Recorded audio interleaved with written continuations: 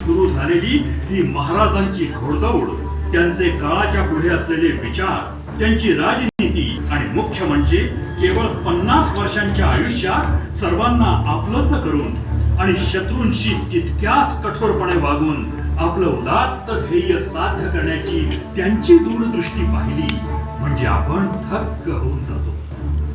या महामानवाचं वर्णन करावं तरी कसं? छत्रपती महाराजांचं जीवन शब्दात बांधायचं म्हणजे लिहिणाऱ्याची प्रतिभा ही तशीच विलक्षण हवी. आणि म्हणूनच प्रभू रामचंद्रांचं वर्णन करावं ते वाल्मिकींनी, श्रीकृष्णाचं वर्णन करावं ते व्यासांनी, त्याचप्रमाणे शिवरायांचं यथार्थ वर्णन केलं आहे समर्थांनी.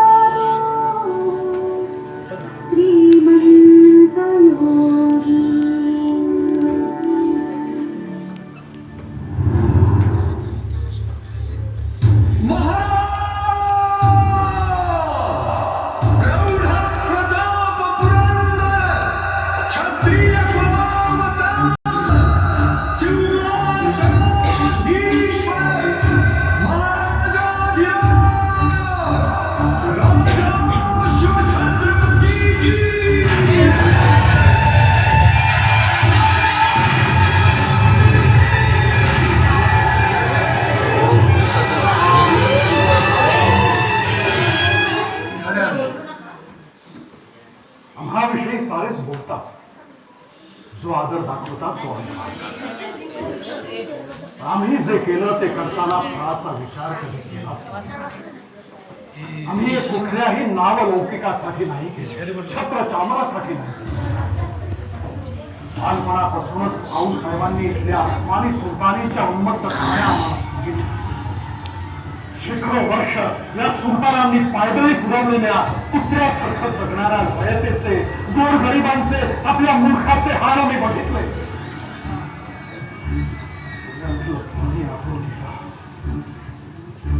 आलं हे असे अत्याचार थांबलेच पाहिजेत. या राक्षसांना गाजलंच पाहिजे.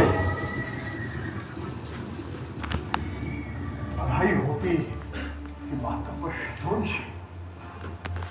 समोर होत्या आमच्या भूमीचे लचके तोडायला निघालेल्या एक नव्हे तर 4 बलाढ्य पाठछाया. आमच्याकडे काय होत? प्रचंड जीव, संताप आणि इच्छाशक्ती, त्याशिवाय काहीही नाही. साक्षात तुळजा भवानी आणि आमच्या मासाहेब आमच्या पाठीशी असताना घाबरायचं कुणाला आणि कशाला? निश्चय झाला. 300 वर्ष गुलामगिरीत खितपत पडलो होतो, आता बस. इथून पुढे आपल्याला वाघासारखं जगायचंय. या भूमीवर घिरट्या घालणाऱ्या गिधाडांशी लढायचंय. या लढाईत आई जगदंबेनं आमच्या पदरात सवंगडी घातली तेही कसे? कायम एका हातात निखारा आणि दुसऱ्या हातात तुळशीपत्र घेऊन आमच्या पुढे उभे राहणारे. कुणी आपल्या मुलाचं लगीन सोडून कोंडाण्याकडे धावला. कुणी तोफांचे आवाज ऐकू येईपर्यंत खिंडीत मृत्यूला रोखून धरलं. पण कुणी तुफानी दर्यात शौर्याचं वादळ घातलं. सारच नवल. पण आश्चर्य वाटतं की आमच्या आधीच कुणी का केलं नाही याच. मुलूक बेचिराख होत होता. मंदिरे, तीर्थक्षेत्र मोडली जात होती. माता भगिनी भ्रष्ट केल्या जात होत्या. त्याची जीव कुणासच येत नव्हती.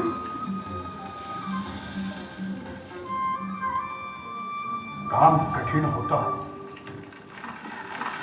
थंड पडलेल्या राखेत खोल दडलेले तरी धुमसते निखारे शोधून त्यांना पुन्हा टुंकर घालायची.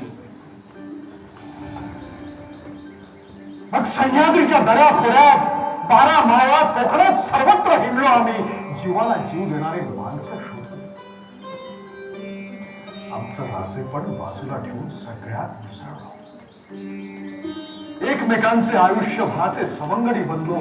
साऱ्यांची मिळून एक मूठ बनली. आम्हाला जसा जसा एक एक हिरा सापडत गेला तस तसा त्याला कायम योग्य कामासाठीच निवडला.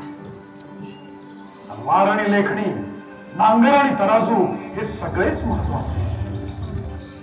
चारित्र्य नसेल तर सगळंच फोल.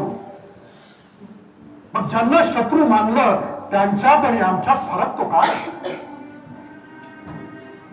उन्मत्त द्रव्याचा लोभ ना कधी आम्ही धरला ना कोणाला धरू दिला. अत्याचार कोणी केला असता त्याचे हात पाय कलम केले. कारण शिक्षेची दहशत इतकी बसावी की पुन्हा चुकीचे पाऊल उचलायला कोणी धजावणारच नाही. पण त्याचबरोबर जीवाची पर्वा न करणाऱ्या बहादुरीची खातिरदारी ही सोन्याची कडी देऊन केली. आणि मग सुलतानीची मगर मिठी सैल व्हायला लागली. हळूहळू आपला मुलूक सुटकेचा श्वास घ्यायला लागला. दुश्मनाला जरब बसली होती. त्याला कळलं होतं की इकडे वाकडी नजर वळवायच्या आधी 10 वेळा विचार केला पाहिजे. आपल्या राज्यात शेतकऱ्याचा नांगर आणि व्यापाराचं दुकान निर्धोकपणे चाललं पाहिजे. आणि घरोघरी आया बहिणीच्या देवघरातला नंदादी कुठल्याही भीतीशिवाय देवत राहायला पाहिजे. हे जर होत नसेल तर त्या छत्र चामराची आणि सिंहासनाची काय किंमत?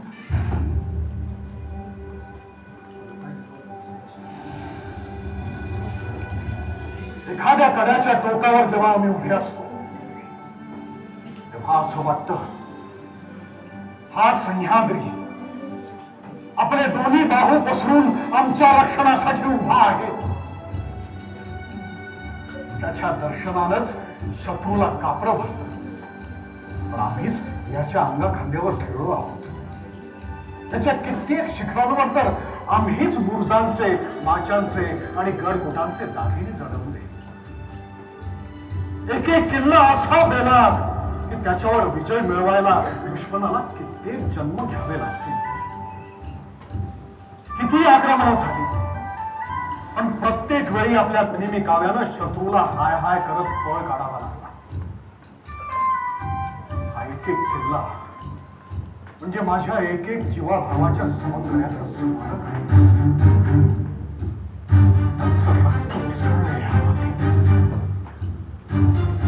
कोणाबद्दल काय काय आणि किती सांगू. आमचा राज्याभिषेक झाला त्यावेळेला सिंहासनाची एक एक पायरी वर चढत असताना मला एकेका साथीदाराची आठवण येत होती. बाजी पासलकर, सोरोपंत, डवीर, दादोजी कोंडदेव, बाजीप्रभू देशपांडे, मुरारबाजी, तानाजी, सूर्याजीराव काकडे, प्रतापराव गुजर, किती किती नावं ठेवीत. काय सांगू. क्षणी डोळे आणि ऊर भरून आलं होतं. पण राजाला अश्रू ढाळायची परवानगी नसते. सिंहासन फार फार काटेले असतं. हे राज्य व्हावे ही तो श्रींची इच्छा होती. महाराष्ट्र धर्म वाढवावा आणि अवघ्या जनांचे गोमटे व्हावे ही आमची इच्छा. हे राज्य आता तुमच्या ताब्यात आहे. तुमची इच्छा काय आहे? स्वधर्म, स्वभाषा यांच्या विषयी जागृत असलेला एकसंघ समाज घडवायची की क्षुल्लक स्वार्थापायी, जातीपातीच्या अहंकारापायी उभ्या समाजात दुफळी मांडून राष्ट्राचा बळी द्यायची? जे आम्ही आरंभिले ते तुम्हाला पुढे न्यायचे आहे. आम्ही जपलेल्या नीतिमत्ता तशाच पुढे गेल्या पाहिजे. आमच्या विषयी जो आदर तुम्ही दाखवता तो पाहून आनंदच वाटतो. पण तो आदर तेव्हाच खरा ठरेल जेव्हा त्याच्या मागच्या त्यागाची तुम्हाला जाणीव असेल. नाहीतर नुसत्या घोषणांचा उपयोग काय? तुमच्या कृतीतून आम्हाला आमचं उत्तर मिळणार आहे हे लक्षात ठेवा. हे तुम्हाला सहज शक्य आहे आणि तुम्ही ते करालच. या भूमंडळाचे ठाई धर्मरक्षी ऐसा नाही. महाराष्ट्र धर्म राहिला. छत्रपती शिवाजी महाराजांचा